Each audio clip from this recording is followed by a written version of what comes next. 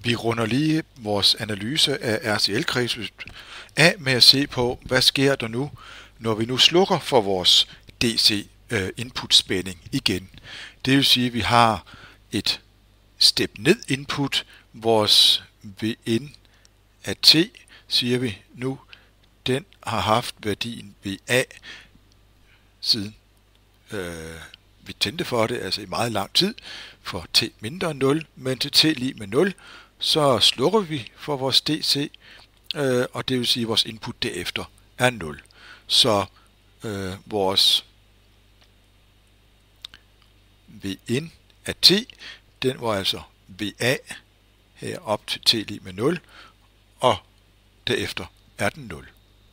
Vores kredsløbsligning, ja, den hedder jo stadigvæk med de værdier, vi nu havde valgt på vores kredsløb.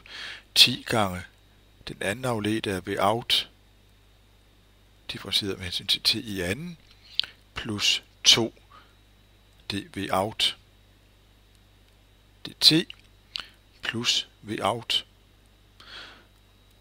Og det skulle så være lige med Vn, og for T større end 0, så er den altså 0. Så nu står der 0 herover. Den homogene løsning af det her, ja, den er jo sådan set den samme som før, fordi det er den samme homogene ligning, vi har. Så den er E i minus T tiendedele A gange cosinus T 3 tiendedele T plus B gange sinus T 3 tiendedele T. Så den er sådan set uændret. Den partikulære løsning, ja, nu står der jo 0 herover, så vores homogene løsning, det er sådan set den fuldstændige løsning, fordi man kan også sige, at Vout partikulær, ja, den må nødvendigvis være 0. Hvis vi sætter Vout til at være 0, så står der 0 der. Den første afledt er selvfølgelig 0, den anden afledt er selvfølgelig også 0. Så står der 0 på venstre side, lige med 0 på højre side. Så det er jo selvfølgelig OK. Så vores homogene løsning her er sådan set vores fuldstændige løsning. Igen skal vi have bestemt konstanterne, integrationskonstanter A og B, og de er ikke nødvendigvis det samme som før. For vores begyndelsesbetingelser er ændret.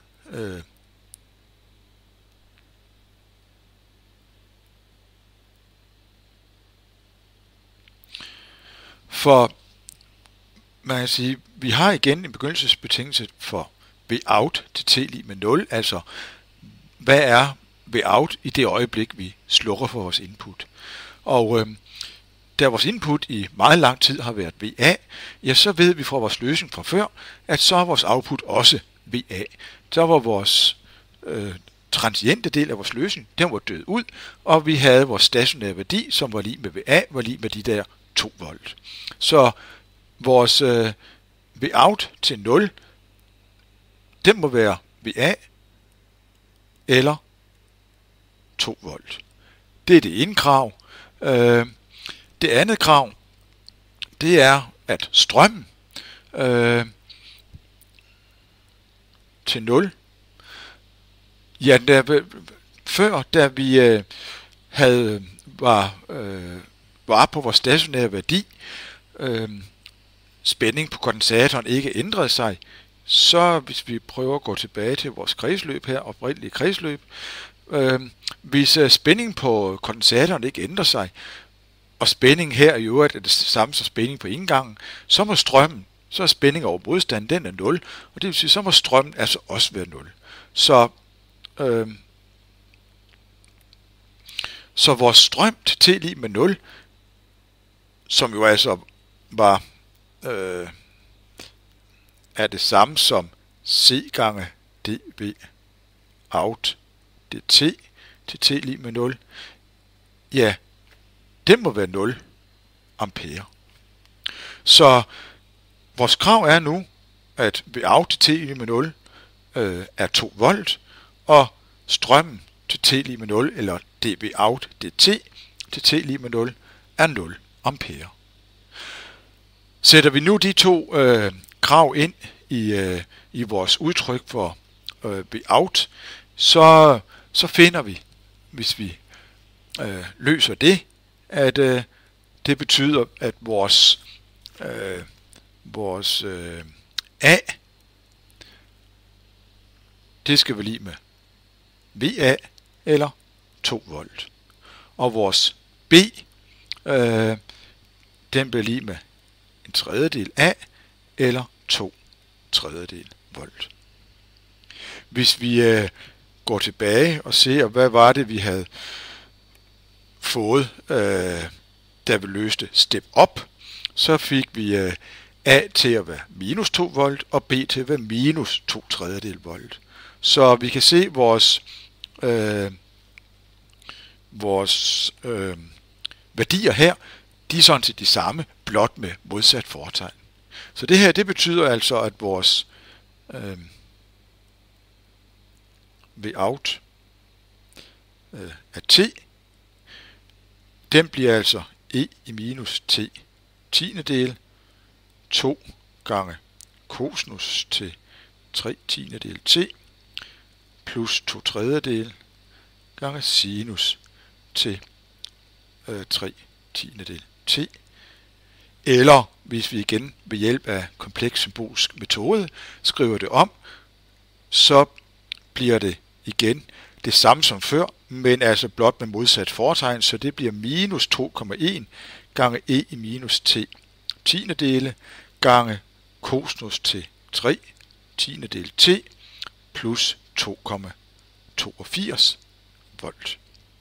Så det er vores spænding over kondensatoren, når vi slukker for vores DC input.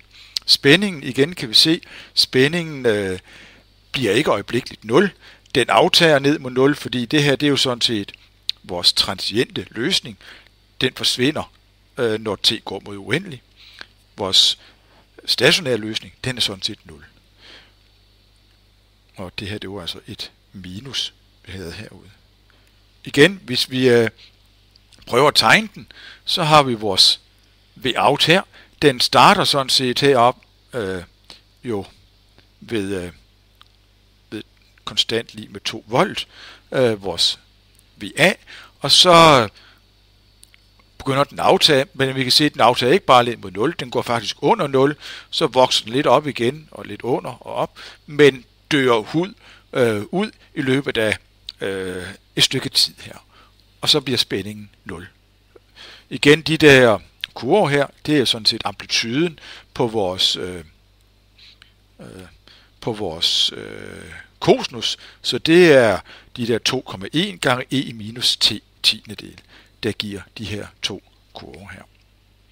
Så sådan bliver vores Vout, vores spænding over kondensatoren, når vi slukker for vores DC input spænding. Endelig kunne vi jo forestille os, at vi nu har et signal, som vi hele tiden tænder og slukker for, et firkantsignal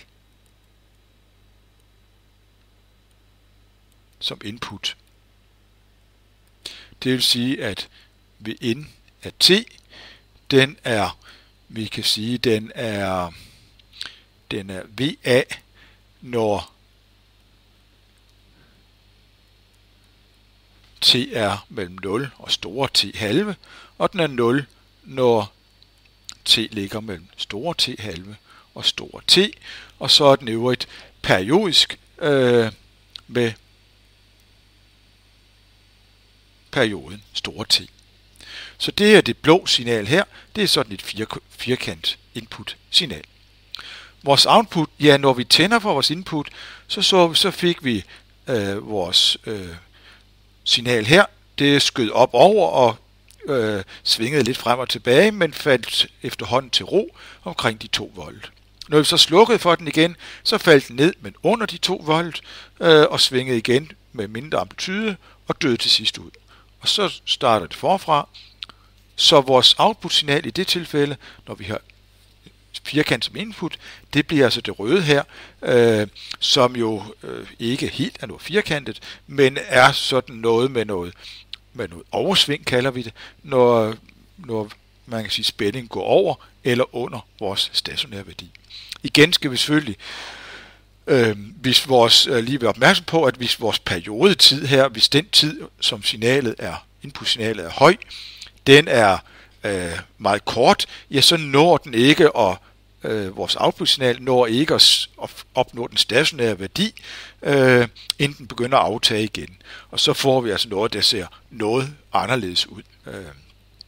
Så igen skal vi i hvert fald være opmærksom på, at vores periodetid er tilstrækkeligt stor til, at vores output-signal opnår den stationære værdi, før vi slukker for signalet igen. Det var analysen af et RCL-kredsløb med et step input, step op og step ned input, og kombineret her til et firkant input, analyseret ved hjælp af en anden ordens differentialligning som kredsløbsligning.